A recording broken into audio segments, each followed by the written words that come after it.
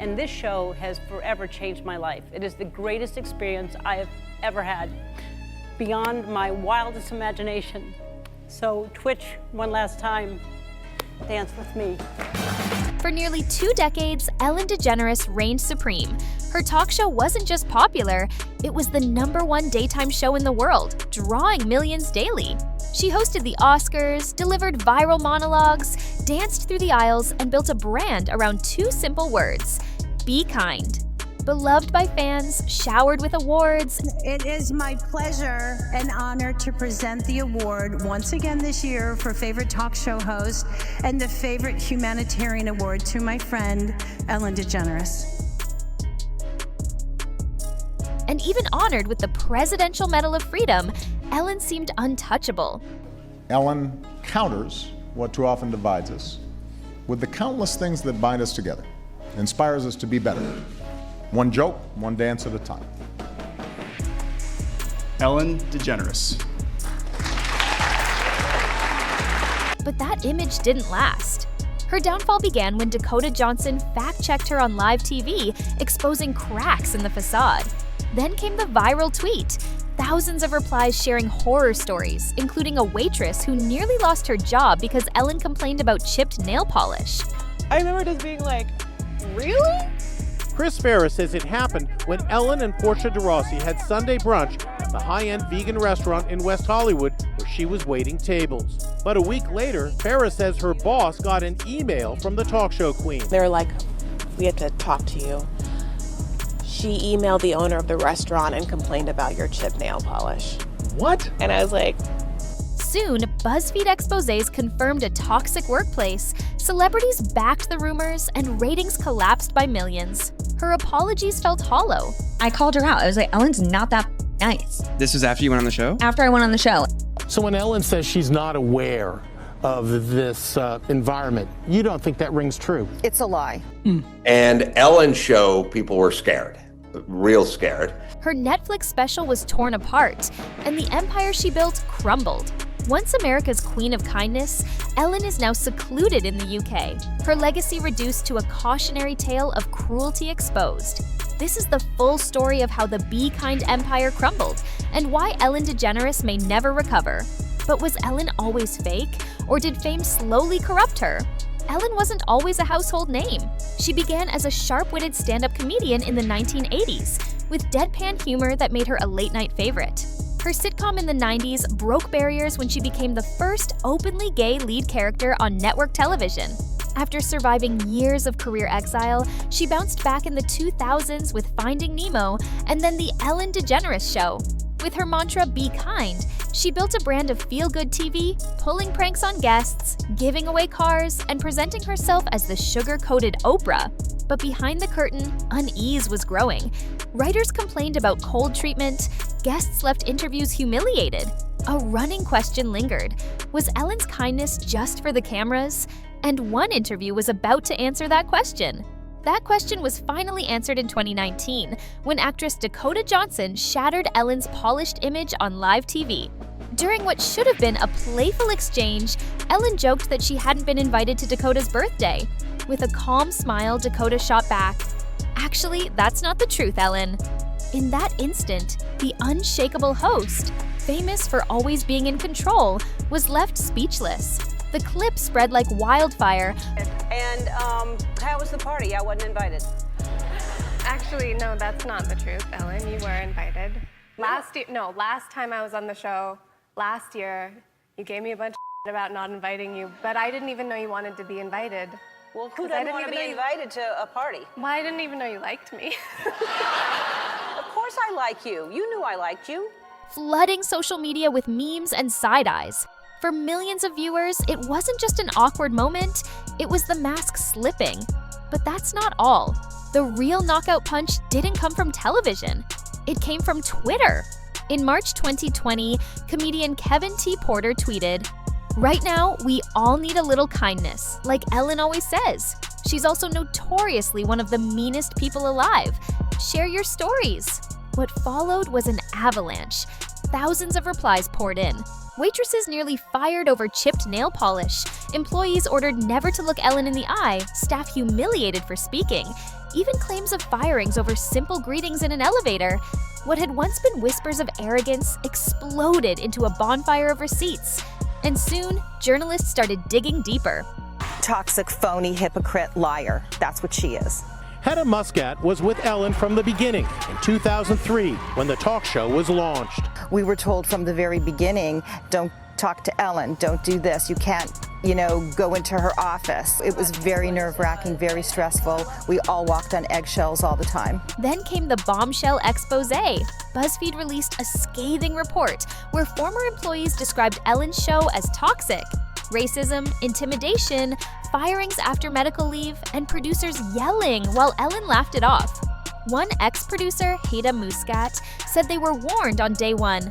Don't talk to Ellen. Don't go into her office. We were in our production meetings and she would watch Ed go off on people. Ellen would look at Ed and she would laugh because I was hoping she was going to say, Ed, you can't be yelling at crew this way. You can't be yelling at people this way. She laughed and she said, every production needs their dog. Even loyal fans like Dana D'Amato shared their disillusionment, being told not to outshine Ellen, then realizing her kindness shut off as soon as cameras stopped rolling. Ellen tried to respond with a memo and on-air apology, but instead of accountability, it sounded like spin. Yeah, okay, all right. And he came back 20 minutes later right before I went out, and it's like, okay, but don't talk about beef or meat or any, and I was like, you got 2 warnings? Yeah, and I was like, oh, this guy's scared to death. Vague sorrow, shifting blame, pretending she didn't know. The public wasn't buying it. It gets even worse. Viewers began vanishing. Within a year, ratings plummeted by over 1 million. Ellen trended daily. Celebrities Brad Garrett and Leah Thompson confirmed, this isn't new. She's always been like this. What once looked like an empire of goodwill now resembled a collapsing house of cards. I felt Ellen was not taking responsibility at all. She was sugarcoating it. By 21, Ellen announced her show's 19th season would be the last, framing it as her choice. It's just not a challenge anymore. Few believed her. To fans, it looked like resigning before being fired. Her attempted comeback only made things worse. In 24, Ellen released a Netflix special called For Your Approval. She opened with a joke. Oh yeah, I got kicked out of show business because I'm mean. She mocked the accusations, compared mansion quarantine to jail, and brushed off the toxic workplace scandal. I got kicked out of show business. Yeah. Thanks. Yeah, because I'm mean. Yeah, you can't be mean and be in show business. No, they'll kick you out. While some praised her honesty, most called it insufferable, self-pitying, unfunny, unapologetic.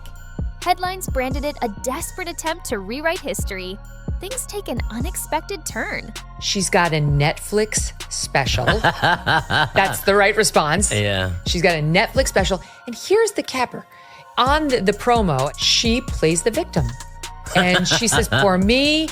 And she actually has the nerve to say that she was run out of Hollywood. I was in therapy for a while trying to deal with all the hatred that was coming at me. And at one point, my therapist said, Ellen, where do you get this idea that everyone hates you? And I said, well, New York Times, Washington Post, Entertainment Weekly, Us Weekly. I think Elmo may have said something recently on an episode of Sesame Street.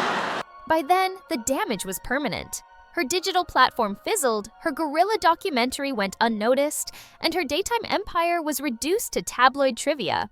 Ellen retreated overseas, slipping out of the spotlight she once ruled. The woman who ended every show with "Be kind to one another" left behind a legacy not of kindness, but of cruelty exposed. Ellen's rise had always relied on the illusion that she was different from other celebrities, that she was approachable, humble, and genuinely kind.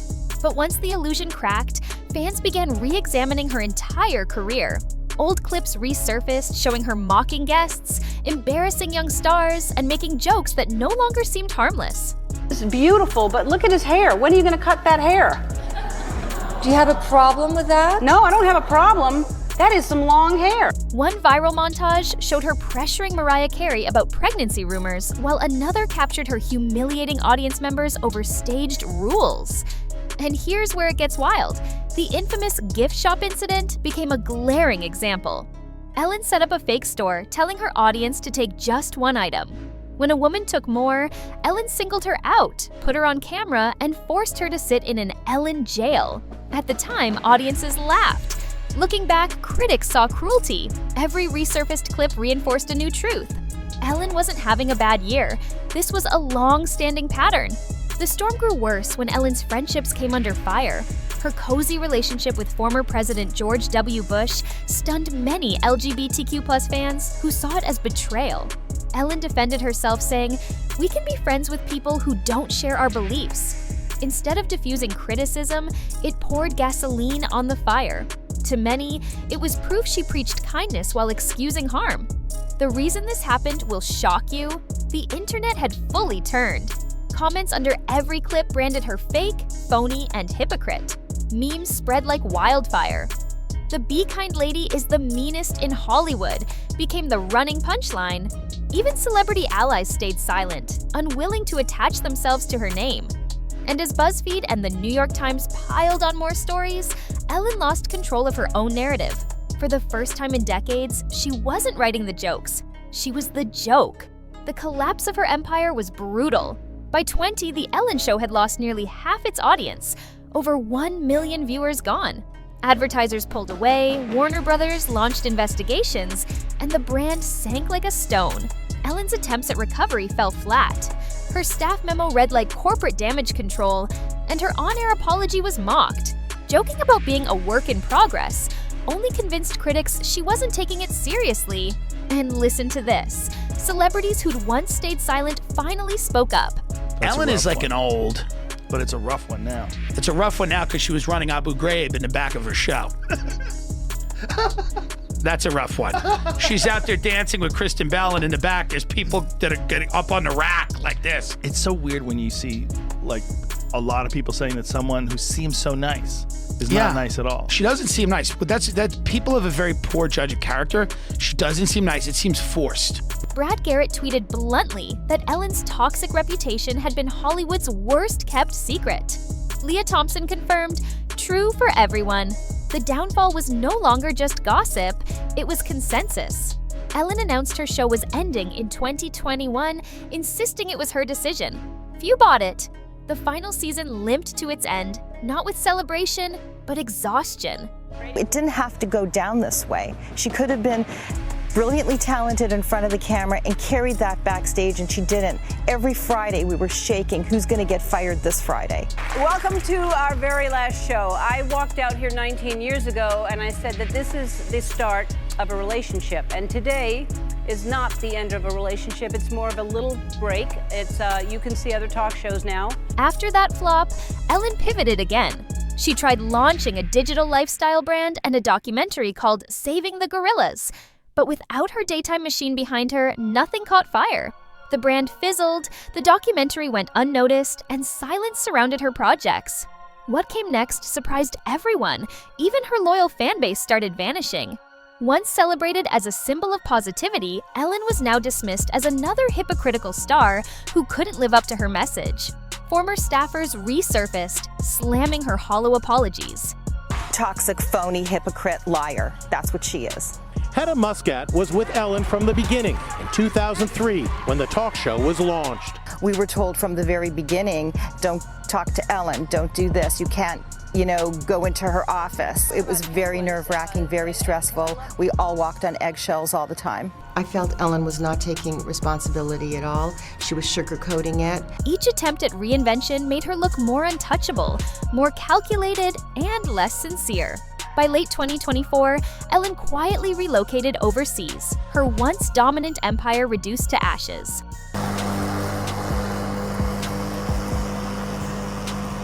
Ellen DeGeneres has been seen rocking a new hair color since moving to the UK. The comedian changed her signature blonde look to brunette as she was seen enjoying a night out with friends at a pub called the Farmer's Dog. Ow, these things are sharp even through the gloves. And that's how Ellen DeGeneres, once celebrated as America's Queen of Kindness, ended up with one of the most spectacular downfalls in daytime history. Her rise was meteoric, from stand-up clubs to sitcom stardom, from Finding Nemo to dancing with celebrities. But her fall was faster. One fact check from Dakota Johnson, One viral tweet and thousands of stories exposed the truth. The smiles and giveaways were only surface level. And it doesn't stop there. Ellen thought she could laugh it off, but in the end, the internet had the last laugh. Her legacy isn't the cars she gave away or the Emmys she won, it's the hypocrisy. The empire built on kindness collapsed because it was never real. Ellen's story is a warning to every celebrity. In the age of social media, the mask always slips, and once it does, it never goes back on. And if you thought Ellen's collapse was shocking, wait until you see how James Corden's charm offensive backfired. That video's on screen now.